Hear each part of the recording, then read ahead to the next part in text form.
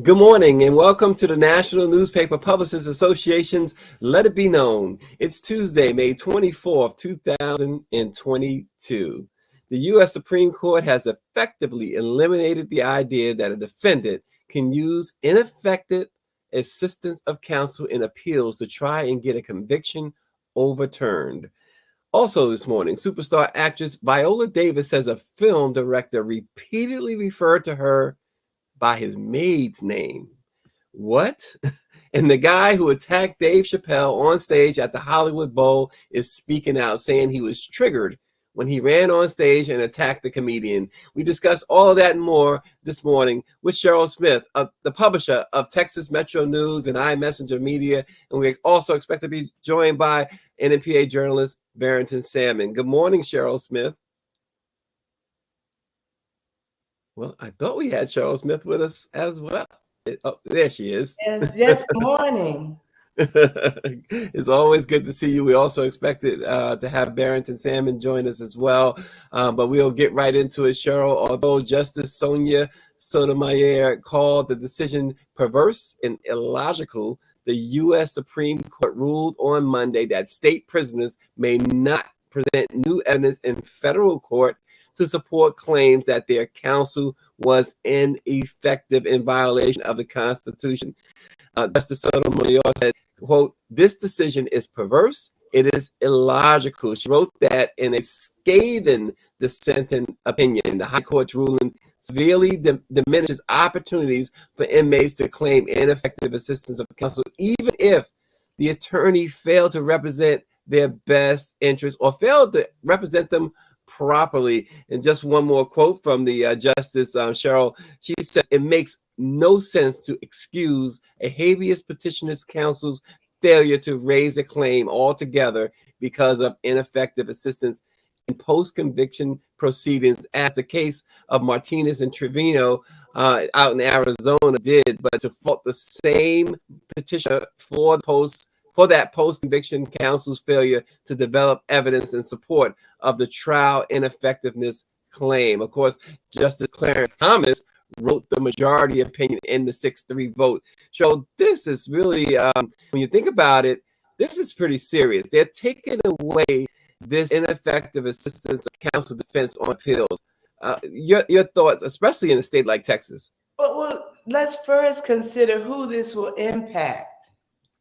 Who cannot afford to hire high-dollar legal teams?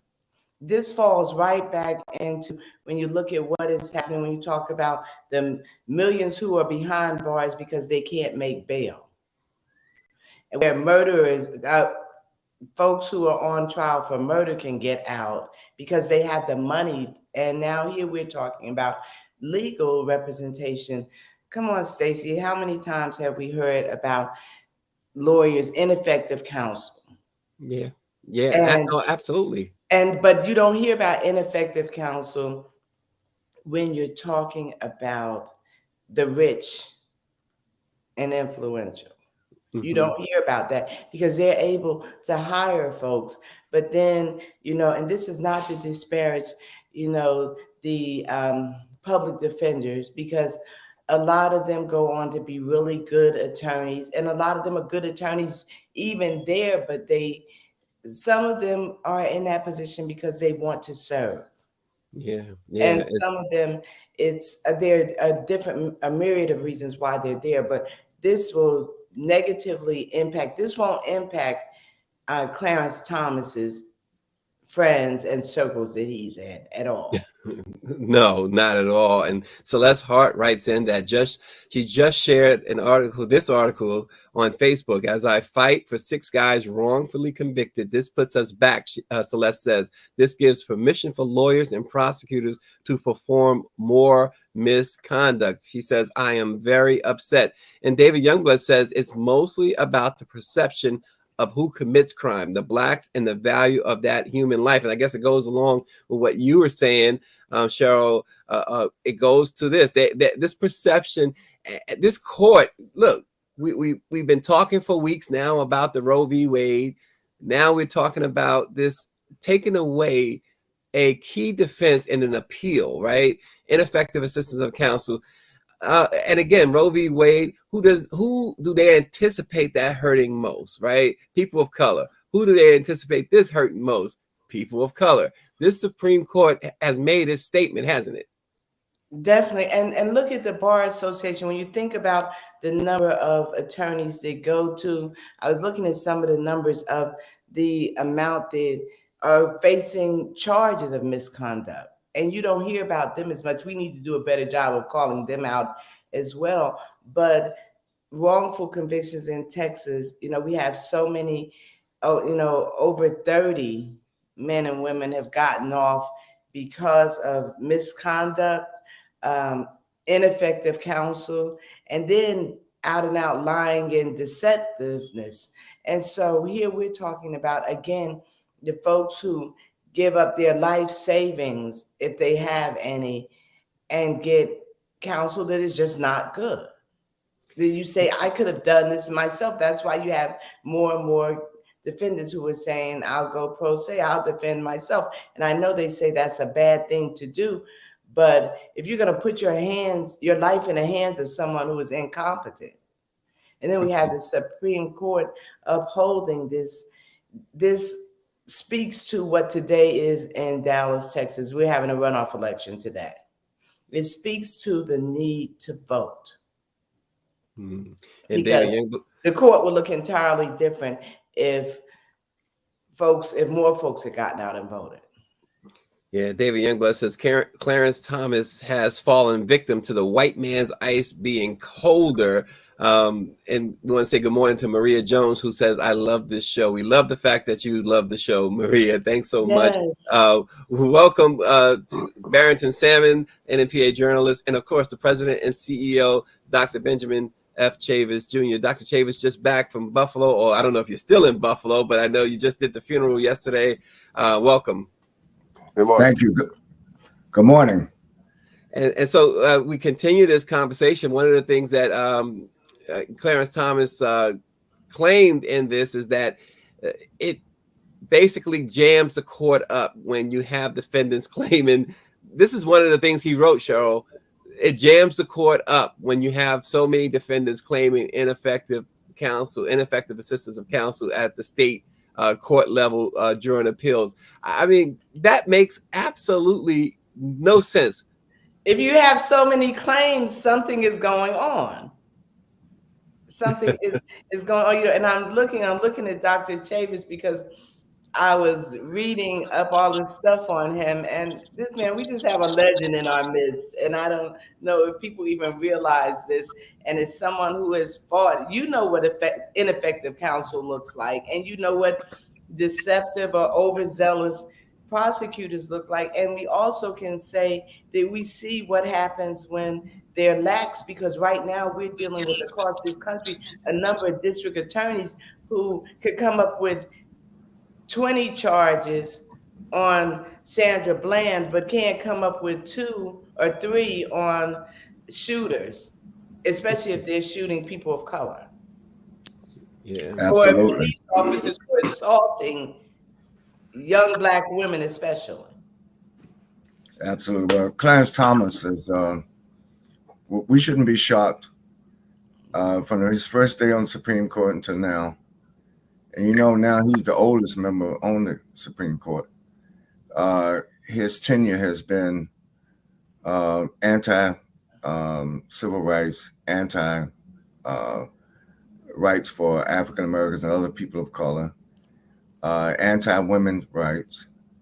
He is a embarrassment. I could use a stronger term. And I think that I remember when he was first nominated, there were even some of my colleagues, Cheryl, in the civil rights movement who said, well, yeah, the brother is conservative, but look, once he gets there, he's going to change. Trust me, he'll change. But, I think there's an old adage, and it really comes from African proverb. Once someone shows you who they are, that's who they are. And Clarence Thomas, in my view, has been consistent. So Stacey, his latest comments, his latest expressions of judicial complaint is the system itself is wrought with inequity, is wrought with institutionalized white supremacy and racism, is wrought with prosecutorial misconduct as well as judicial misconduct. Because keep in mind, in order for a prosecutor to misbehave during a trial, the judge has to allow it. Yeah. So it is not only prosecutorial misconduct, it is judicial misconduct. And it's interesting that, Clarence Thomas went to the Supreme Court not being a judge at all anywhere. Yeah, you have to look at his background. What was his background? EEOC chairman or something. Right. So he wasn't a Thurgood Marshall. He wasn't a judge, Brown Jackson. He doesn't have that kind of experience or pedigree, and unfortunately, he has been a systematic turncoat when it comes to even articulating any kind of defense for the rights of our people and our long struggle for freedom, justice, and equality. And even when he was at the EEOC, his rulings were always to protect the victimizers of people's rights, not necessarily to protect the rights of workers. Well, why isn't there a larger outcry about what his wife is doing or what she has done? Yeah, we covered that yesterday. We've been covering that, Cheryl. You're absolutely right.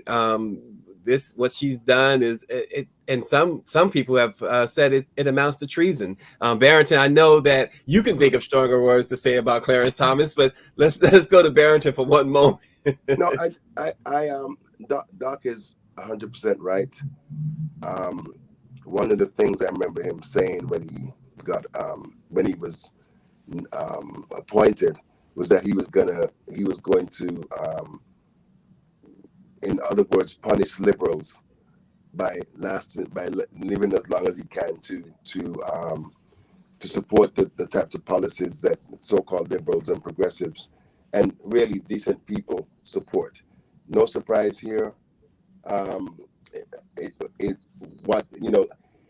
think a lot of what I see is just a reminder of how flawed so many institutions in this country are.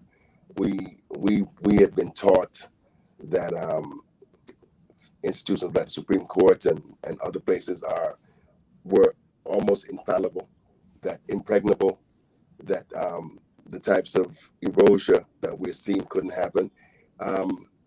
The thing that I've said from the beginning is that everybody who has been known to be a traitor, to be an insurrectionist, should be put behind bars. But Thomas, there's no ethics law that requires that Thomas recuse himself or be removed from certain cases. And so they know that they have that luxury, and it's going to continue. Yeah.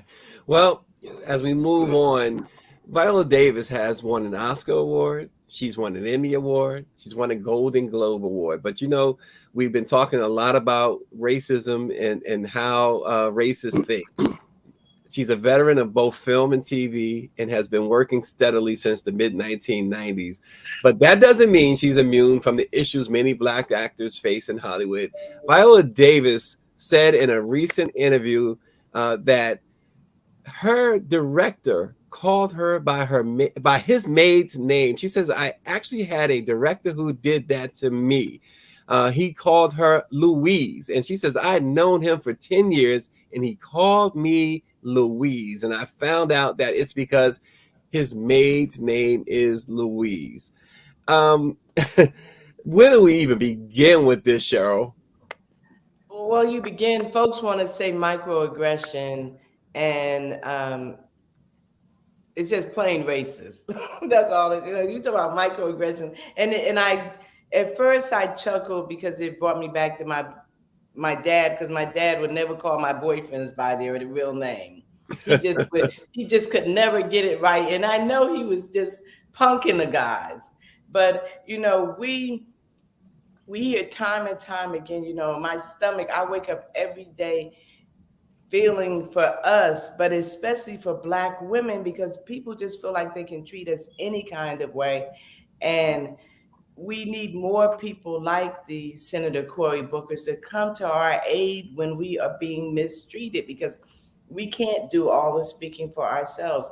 The person should have been called out. I don't care who he is, where he is, and what he is doing. And on the flip side, we have to do a better job of supporting one another so that we don't feel like we have to suffer in silence for decades. Yeah, she noted too, Dr. Chavis, that she says as a dark-skinned Black woman, she's a rarity in front leaning roles on a series. She says, I know that when I left How to Get Away with Murder, I don't see a lot of dark-skinned women in lead roles on TV, not even in streaming services. That goes into ideology and ethos and mentality, and that's speaking in the abstract. Why aren't you hiring a dark-skinned woman when she walks in the room and you say she blows you away? Then create space and storytelling for her, so when she thrives, she's not thriving despite of her circumstances. She's thriving because of the circumstances. Doc, great point she raises, right? Well, again, America has a problem with skin color.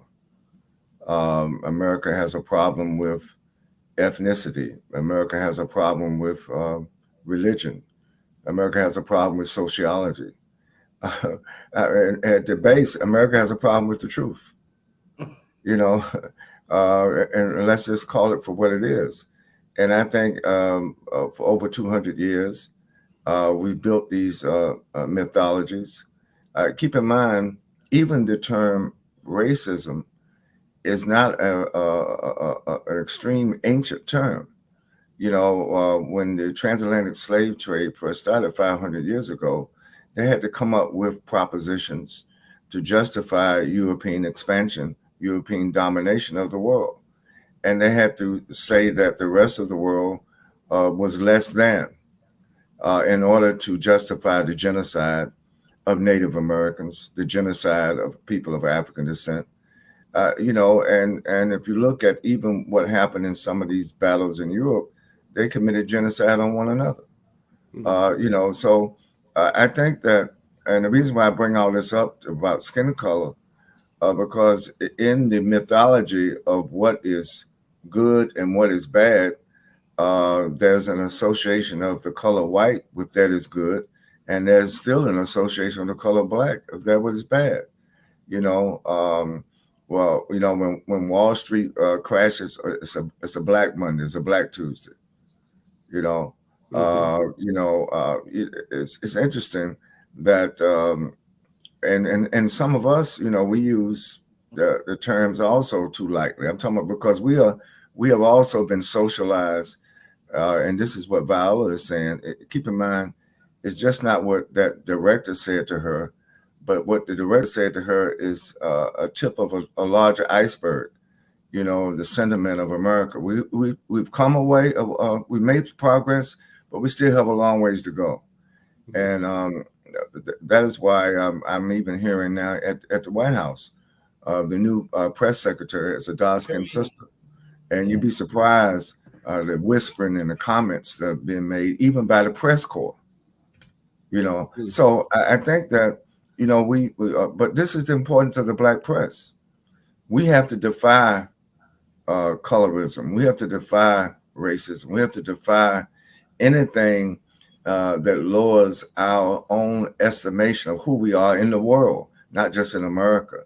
And I think that we have to raise up our young people to be able to not become infected with the virus of racism or the virus of colorism, because it is an infectious disease. Yeah, and Barrington, I know your wife is basically in the film business, and so what kind of discussions perhaps you guys have had regarding racism in that industry? You're on mute, Barrington. Things that we talk about this all the time. I remember I got a job at the Washington Times in '96, I think, and I was the only black reporter on the Metro desk. I think they had like 18 people. When I went to the editor and asked him why in then a 72% black city was there only one black reporter on the Metro desk, he said he couldn't find qualified people. And, that's the type of game that they play. Doc knows they have these American Society of Newspaper Editor polls and surveys every year, and they've been making these promises since the 1970s that they're gonna increase the numbers of black editors and writers, and it hasn't happened. And they keep on making promises, and nothing happens. The only time that they start moving is when you have a situation like with George Floyd, where massive protests all around the country, all around the world. And when the editors look in their newsrooms, they don't have folks that can go out there and talk to people that look like us, talk to Latinos, talk to other people from other places. And then they, because there was a big push. Yeah, there's a big push after that for them to recruit people. But it's disingenuous. 80% of most American newsrooms are headed by white men. We have just got to, in my mind, we do one of two things. We do what we've done with NNPA and create our own spaces that we can push our narrative, push our stories, and hire those of us who we know are qualified, but who probably aren't gonna get a job in mainstream media. You were so right. And Stacey, about 15 years ago, I interviewed Samuel L. Jackson, and I asked him about even the women who play alongside him. And when he rarely has a love interest, and when he does, he says, listen, Halle Berry is almost like 20 years younger than I am. Mm-hmm. And you look at the women, and whereas a Viola Davis is in the same age group, women who are in that age group don't get to play being sexy, but white women in that age group can be sexy and attractive and have love interests. So we're dealing with it across the board, how we are treated. And when you talk about the newsrooms across America, they'll let us have a chance at it in the so-called mainstream when they're crashing and burning, when their numbers are so low, when people aren't reading them like they used to. Then they want to bring us in. And we continue to have an issue, and we continue to hear we can't find when we know we're out there. Oh, absolutely. And as we move on this morning, the man who charged Dave Chappelle on stage at the Hollywood Bowl in Los Angeles earlier this month said he attacked the comedian because he found the show's content triggering. He says, I identify as bisexual, and I wanted him to know what he said was triggering. The man, Isaiah Lee, said it in an interview that he implored Dave Chappelle to be more sensitive. He added that I wanted him to know that next time he should consider first running his material by people it could affect. Dave Chappelle and Friends show, which was part of the Netflix Is a Joke Festival, took a turn when Chappelle started talking about controversies stemming from jokes he's made about transgender people and when he joked about homelessness.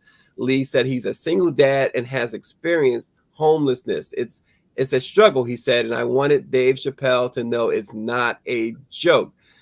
He said, but it wasn't Chappelle who ultimately set him off. He said another comedian in the show made a joke about pedophilia and having been molested. He was triggered. The LAPD said Lee jumped on stage and attacked Chappelle just as he was about to leave. Security guards and people in plain clothes intervened and pulled Lee off the comedian before detaining him. This attacking comedians on stage, this young man said he was triggered, but there's another way to do this. I mean, we can't all follow the Will Smith way of handling comedians on stage. Cheryl, I'll start with you on that. It's hilarious the triggering that is going on because visions passed by. I thought about the late Bernie Mac. I thought about the late Dick Gregory. I'm just thinking of what would be happening with some of them were they alive today. and what they address, because it is, I do realize folks are comedians, and some are just letting loose with whatever they want to say. I'm curious as to why the young man was there, because he should have clearly known the work of the folks he was going to see. And looking at him, and looks are deceiving, so someone's correct me, but this boy don't look like he knows anything about triggering. Someone put that defense in his head. Well, I tell you what, you made a point there about knowing the material, and you made a point about comedians so-called triggering folks. Comedians today, Doc, and Barrington, they do seem to be more talking about other folks. I recall perhaps the greatest stand-up in history when, after Richard Pryor had that horrendous accident in which he drugs, crack pipe blew up and he caught on fire, he gave a stirring performance about himself that made everybody laugh, talking about himself. Perhaps people like Richard Pryor, well, Richard Pryor is gone, but we have other comedians like Sinbad, and we hope Sinbad is still recovering from his stroke from over a year ago, but they make fun of themselves at times. Where has that gone, Barrington and Dr. Chavez? Well, I was going to let Barrington go first, but let me just say that comedy is a nuanced profession. And I think people who, and quite frankly, comedy is a subset of culture. And I think there is a place for comedy in human life. Let's not make this a racial thing. Let's just talk about humanity, just like music. And the thing is, I think that there's no room for violence. And I agree with Cheryl, this quote unquote trigger terminology is something that people use as an excuse to justify the wrongness that they've done. The mad, evil white supremacists that killed 10 of our people in Buffalo, yeah, he had a trigger, but that doesn't justify pulling a trigger. That doesn't justify getting a knife or a gun, or even putting your fists on somebody because you don't like what they said or you don't like the nuance of their joke. I think that, and a lot of these assailants, quote unquote, are getting younger and younger. And you look at some of the violence that goes on in our own communities, a lot of it is it's between brothers and sisters. It's between us. It's not the external attack.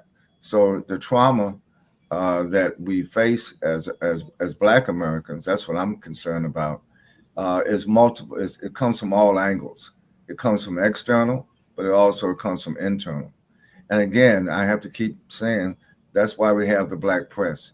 We have to navigate through all of this and create a narrative that's uplifting. It's truthful, but also uplifting. I always like to speak the truth, even when I spoke at Sister's funeral, Catherine Massey's funeral yesterday.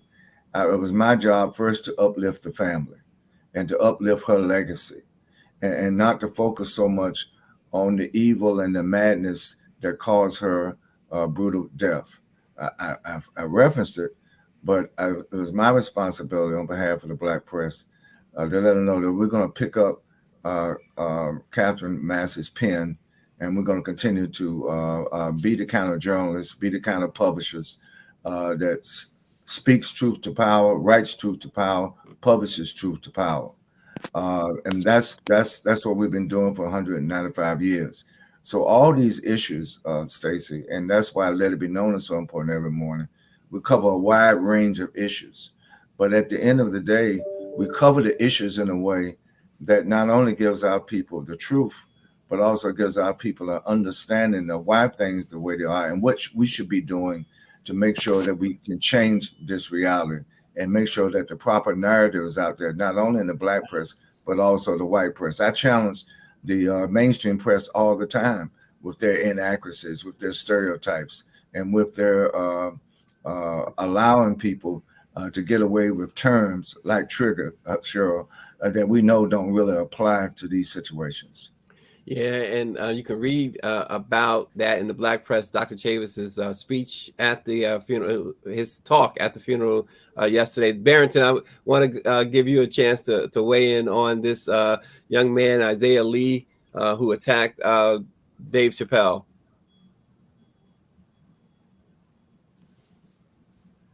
Barrington, I think you're on mute. Okay, we don't have Barrington. He doesn't have maybe have a little technical difficulty. Yes. Well, we're going to continue to follow these things and more. Obviously, it's either all the way around. It's intolerable. Violence is just not something that we should be pushing in any way, shape, or form. Don't forget our NNPA's annual convention is coming up. The Black Press of America is celebrating 195 years. The conference kicks off in New Orleans on June 22nd. And that week, on that Friday, an extremely special performance and appearance by the one and only Stephanie Mills. Go to nnpa-events.com. You can actually purchase tickets to the Legacy Awards in which she's going to perform, but you can also look at other things that will be going on at that conference in New Orleans, and you can also purchase tickets to the Messenger Awards and all the other events that are going on. But Stephanie Mills is certainly the highlight by far. I mean, she's the superstar who has the greatest voice in music today. So join us next month in New Orleans at our summer conference. Thanks for joining Let It Be Known, and we will see you tomorrow.